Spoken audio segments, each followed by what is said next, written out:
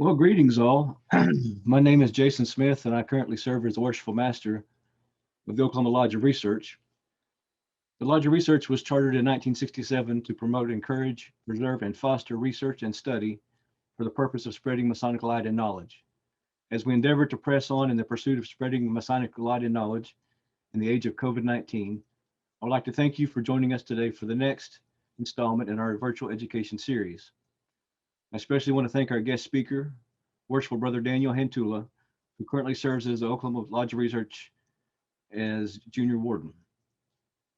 Okay, and today's presentation is a very exciting one. I got a little sneak peek a few minutes ago, and I know you're really going to enjoy it. So take it away, Worshipful Hanttula. Thank you, Worshipful Master. So as Worshipful Brother Smith said, I am the Junior Warden of the Oklahoma Lodge of Research. I also have been published kind of extensively over the past decade. The Scottish Rite Journal picked up a set of articles I wrote. I've been published by Cryptic Masons International. I've edited Masonic Monitor actually for the General Grand Council of Cryptic Masons, and I've written a number of Masonic books. And so I just kind of tell you that as a little bit of a background to tell you that I really, really enjoy doing Masonic research. The Masonic Tour Guide actually started as a process of me to put information that I just was amassing on degrees and events that I wanted to visit. But I tell you all this because I have to make the disclaimer that we all say, and you can see it down there at the bottom of the screen on the left, no individual obviously speaks for Masonry. So everything I'm going to tell you today is really my opinion, and so take it all with a grain of salt, and hopefully it will help you in your Masonic endeavors and your experience, and hopefully improve it. But I do want to give you a little bit of warning, because I'm going to start right off by letting you know that the Masonic research I've been doing, I don't really consider it Masonic labor. Spending time digging through old proceedings doesn't make you a better Freemason. Very little of what you'll ever discover in Masonic research, in my experience, helps you in the application of our craft. And last, and probably most importantly, none of this is interesting conversation at a cocktail party, and definitely not with your significant other. This information is probably only valuable to Masons, and really only the ones that enjoy Masonic research. And so as you go through this and you get excited, and even Jason today, you know, I saw his eyes kind of glowing when I was showing him a glimpse of what we're going to talk about today. It's really exciting for the guys who love Masonic research. And that's why I think the Lodge of Research is such an important resource for us. It really lets us gather men who are of like interest into one common theme. And I think that's so important. So with that, I would like to take you on a little journey of what started me out in my search for Masonic knowledge. First of all, I absolutely love to quantify things. If you've been a fan of the Masonic Tour Guide and the little projects I've been working on, you know that I'd love to get detailed information on Masonic buildings, structures, events, and quantify them. I could talk to you for days on these sort of things, but this is probably one of the most interesting things that I started to do is identify, you know, the tallest buildings we have, the largest buildings of each rite. And one of the things that I did and was known for at Norman is I put this quote on our wall in our building. And if you've had the opportunity to visit Norman Lodge number 38, AF and AM in Norman, Oklahoma, you will have, if you've been there in the past about 8 years, have seen this quote on this wall. And I apologize for the poor photo, but I have a quote, I have a better screenshot of it.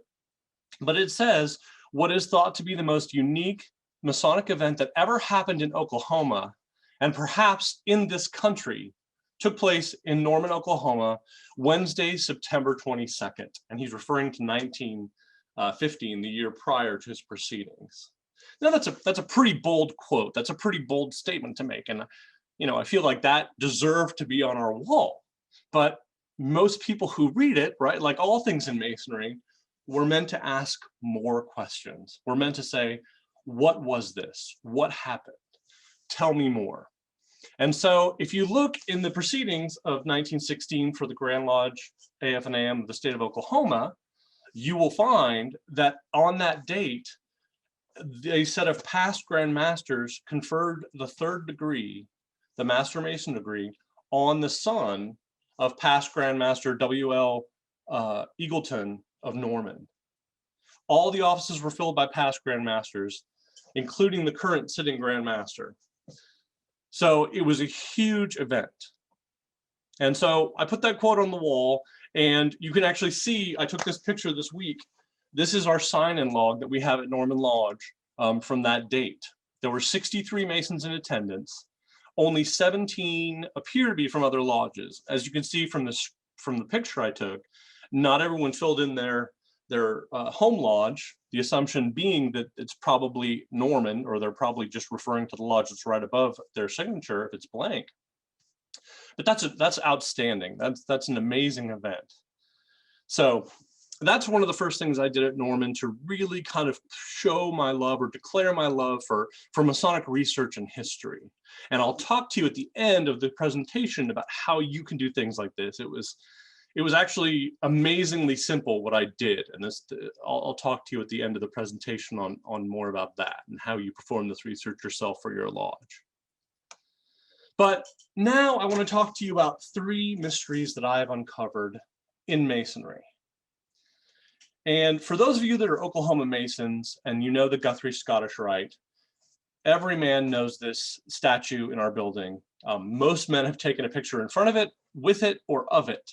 This is Secrecy, and she sits in the main entry of Guthrie Scottish Rite, which is, if you're not familiar with our jurisdiction, one of the 3 crown jewels of Scottish Rite buildings, the most ornate, decorated buildings in the country.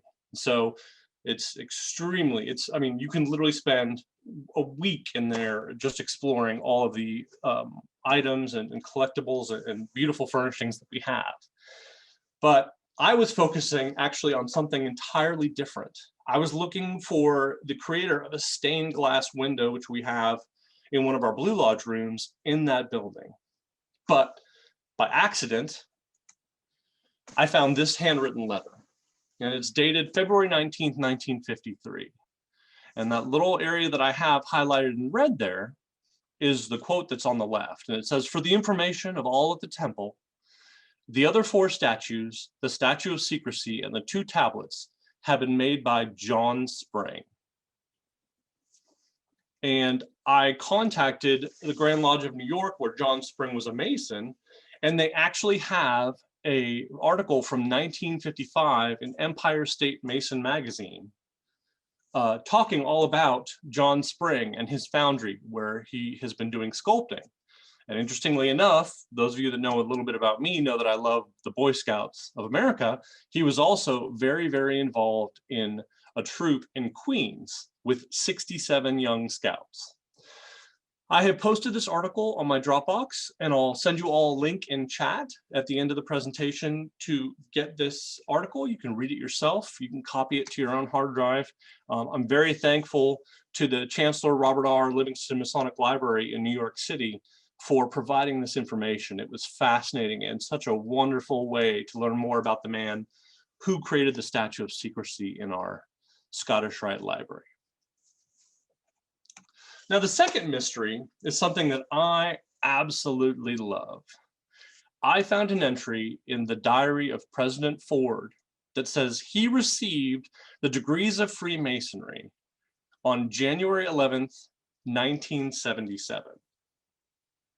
Now, for those of you that know, Ford was actually a Mason long before he ever became president. He was made an EA in 1949 with his brothers, and was made a fellow craft and master Mason 2 years later in 1951. But as you can see from this timeline that I've produced for you on this slide, 28 years later, there's a diary entry saying he received the degrees of Freemasonry. Now, before that time, before 1977, in between, before even becoming a president of the United States, he became a 32nd and 33rd degree Mason and a Shriner. So he's obviously had experience in Masonry. So it's very unlikely that he was made a Mason on site in 1977.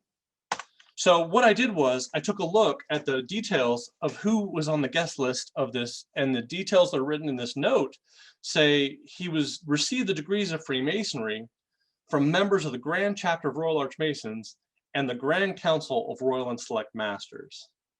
Well, I'm a huge fan of cryptic masonry, for those of you that don't know me very well. And so I dipped into the proceedings of the General Grand Council of Cryptic Masons. And I found that on the same date, January 11th, 1977, the General Grand Master of Cryptic Masons went to the Oval Office and conferred the Royal and Select Master degrees on the President on site in the Oval Office. And so what that means to Masonic historians is, while we were actually had a president sitting in office, I think it was about 9 days before his term ended, he received Masonic degrees. There was a Masonic ceremony held in the Oval Office just for him. So that's absolutely fascinating information to me. I was thrilled to find that out. Now, the interesting thing that you'll actually find is this is not the first time we've had a visit to the White House. This is actually a picture of President Harding, who's got his arms folded in front of the White House, and immediately to his left is Ray Hempstead, who was the Grand Master of the General Grand Council of Royal and Select Masters in about 1915, I want to say. So we have kind of a tradition of going to the White House and getting in front of the president for Masonic opportunities, if you will. And I actually have a copy of his proceedings from his assembly. And obviously, if you're very familiar with presidential history, President Harding actually died suddenly the following year. So the General Grand Master Ray Hempstead says this was obviously a most momentous occasion for him to be able to capture this photo with a sitting president, shortly before his death. And he says that this photo, which I have a copy of here at my house, hangs in his office at home, or did back then in the turn of the last century, and he calls it, that photo has become sanctified, is the term he uses here in this in his proceedings. So last but not least, oh, I'm sorry, there was that slide I was talking about. So there's the solution, there's the answer to what happened to Gerald Ford. He was actually initiated in 49, made a fellow craft master mason in 51, a 32nd degree in 57, a Shriner in 59, a 33rd in 62, and received his York Royal Arch and Cryptic Mason degrees on January 11th, 1977. So that's quite a stretch to wait so long to receive another set of degrees, but nonetheless very interesting and very historically important for our order. So all that to say, Mystery 3, what I believe is my single greatest discovery. I'm so thrilled about this, and this has been such a big event. I'm very involved, as you know, in the magic community, and there's an organization called the Invisible Lodge, which is for amateur, professional, and collectors of magic paraphernalia and the art of magic. And so I was doing some research, some background research, and I found an auction house who had a number of materials on auction they had just completed auction a week before when I found these materials. And one of the items was this postcard. And when you turn the postcard over, there's a very brief communication from Houdini, who was obviously a member, a Freemason, for those of you that know his background, but this is 19 years before he was initiated into Freemasonry. And the quote, which I have printed here as well, it says, "Regarding me being a Mason, I regret to inform you that I am not a Mason and hope someday to belong to that order. I do not belong to any secret order." He's a member of the Society of Magicians, and I believe it goes on to say another club in Germany. But this is incredibly fascinating information and a discovery that I made just simply by being on a auction site. It was incredible. I was thrilled to find this discovery. And it became such a huge event that it actually got a cover story on the Scottish Rite Journal and a great article written with additional research on that actually helps improve the accuracy of the information that we have about Houdini's Masonic career. So it's been such a great experience, and this has been such a fascinating thing for me. But I was continuing to do additional research, and so that item obviously got very well published. And in doing more research, I actually discovered one additional item which I think is fascinating. And this is a quote. I used to be in government work, so this title makes me laugh. But this is a quote from the Subcommittee on the Judiciary of the Committee of the District of Columbia, House of Representatives, 69th Congress, first session, on HR 8989. And if you want to do some more research, it was a project that was hoping to look into the falsehood of people doing fortune telling and taking money from people and stealing money. And this was a very big thing for Houdini. It was one of his personal passions in life. But the interesting part is the quote that's on the top of this screen. And this is actually from his testimony. He says, "My religion and belief in the Almighty have been assailed. I stated yesterday that I do believe in the Almighty. I have always believed, and I will always believe. I am a Mason, and you must believe in God to be a Mason."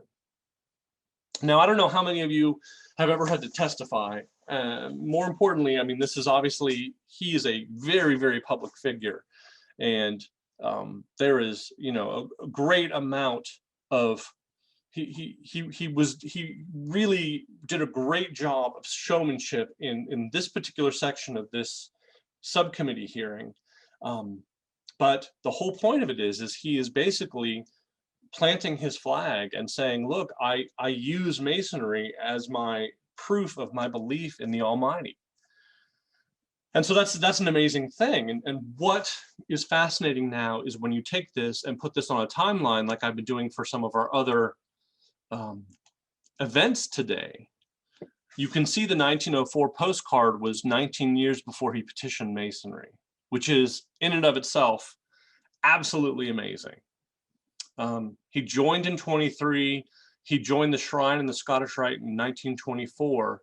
But this testimony, which we've just been talking about, was in February of 1926.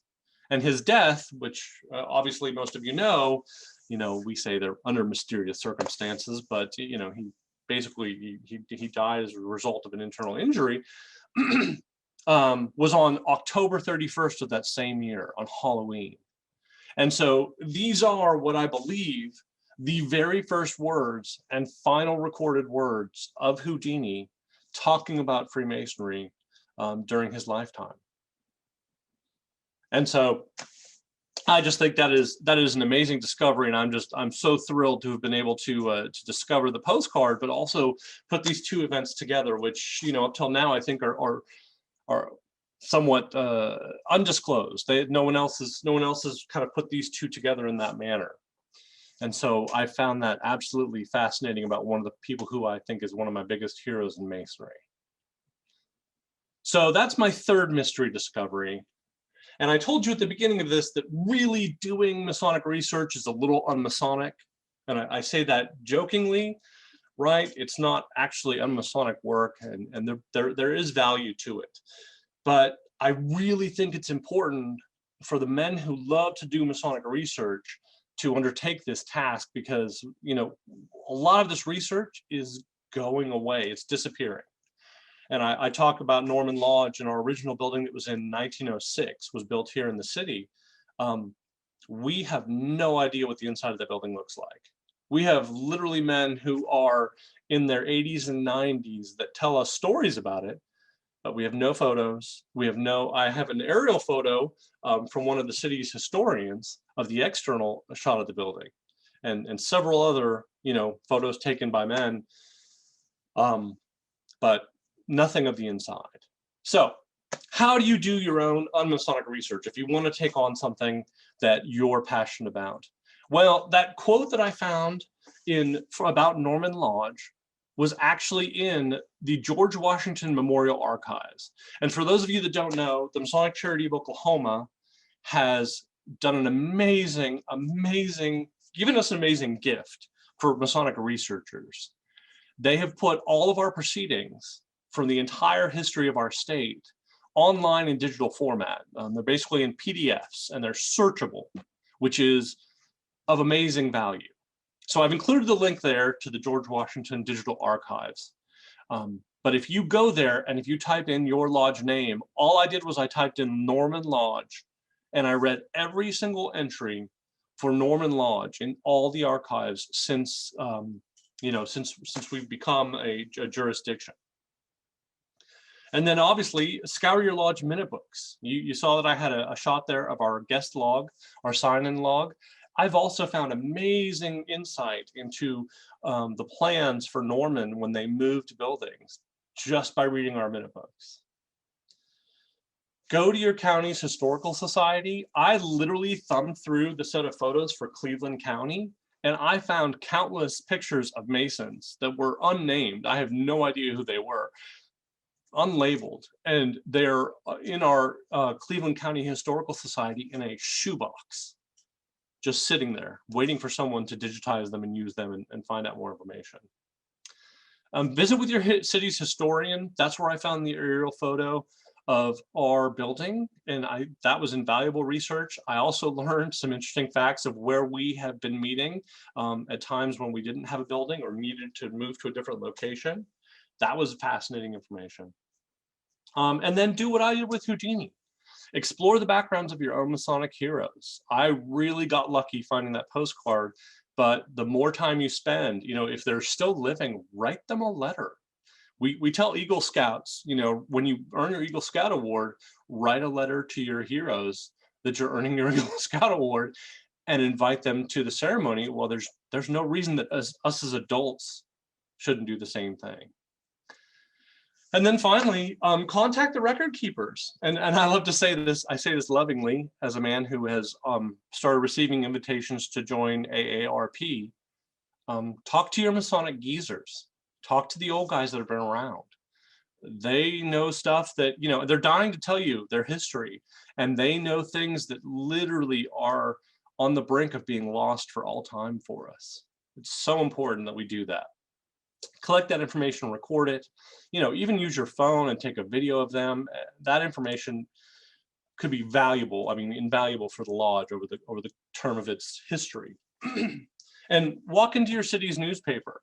I actually know that Norman Transcript, our city's newspaper here, has pictures of the building, of the rubble of our old 1906 building when it was demolished.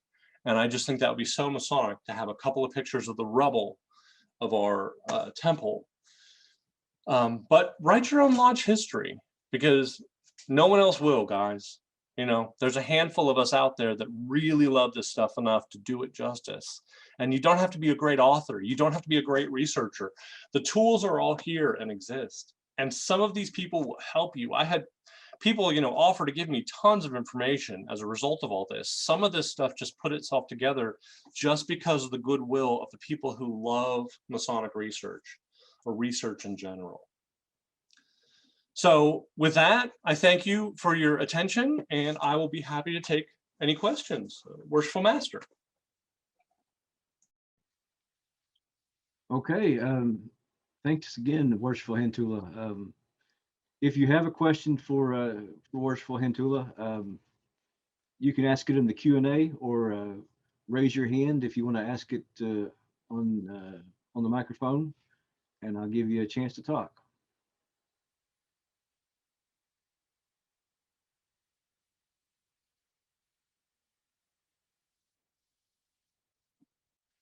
I'll start us out with a question.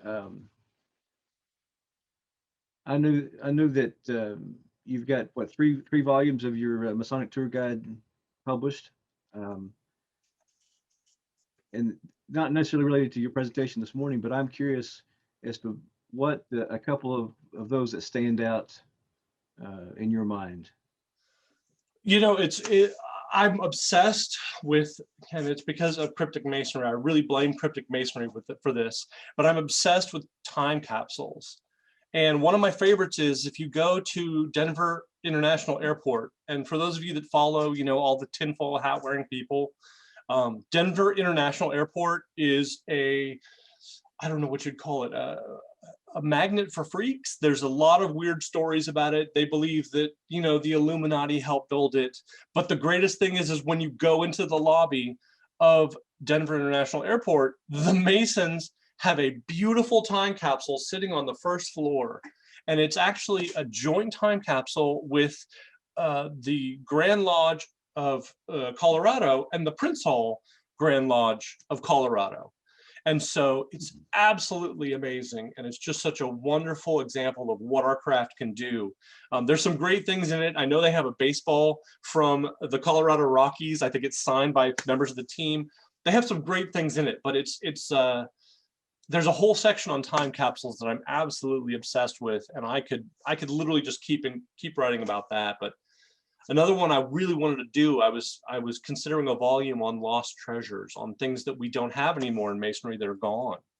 And I always think about the Cryptic Mason building that we had down in McAlester, Oklahoma, which was tremendous. Mount Moriah, it's beautiful, and it's rubble. There's literally, you can go there now on the grounds of that property and see the hole where the tunnel was to go from the cafeteria to the actual building.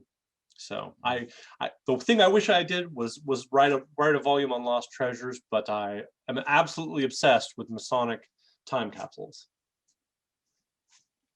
We have a question from another Daniel Hendrickson. How did you start the search of the postcard? Oh, Danny. Hello, Danny, by the way. That's a great question. I really was just looking for details on Houdini. I was looking for just regular materials, you know, collectibles and items that would have information about his life and history. And I stumbled on this auction, which had just closed 7 days beforehand. So the item had just been sold, and it came out of a personal collection from another magician who had passed away. And there's a lot of people talking about who collects Houdini stuff and the famous magicians that may own that postcard now. But that postcard sold for about $1,000. The closing price was $1,080. And I think, gosh, what could we have done as Masons, you know, to throw together $1,000? I'm absolutely sure we could have easily bid on that. But from some of the things that I've heard from people who are speculating on the famous magicians that are very, very wealthy and are huge fans of Houdini, there's not a chance that Masons would have got that postcard after all.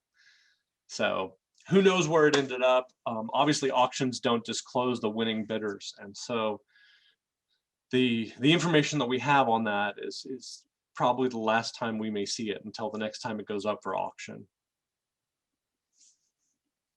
Okay, we have another question. Where can we get your books? The books are available on Amazon. If you could search for my name, it's Hanttula with 2 T's and 1 L. I also usually have a smattering of them hanging around as I travel. So if you want one signed, I'm more than happy to do that. But they're available on Amazon. And if you actually want to go to where I publish them, lulu.com. I think it's /spotlight/darkdan. But if you search on lulu.com for Hanttula, you'll also find me there. And that's where you can actually get the hardbacks. They're not available on Amazon if you're looking for a hardcover book. Okay. Do we have any other questions?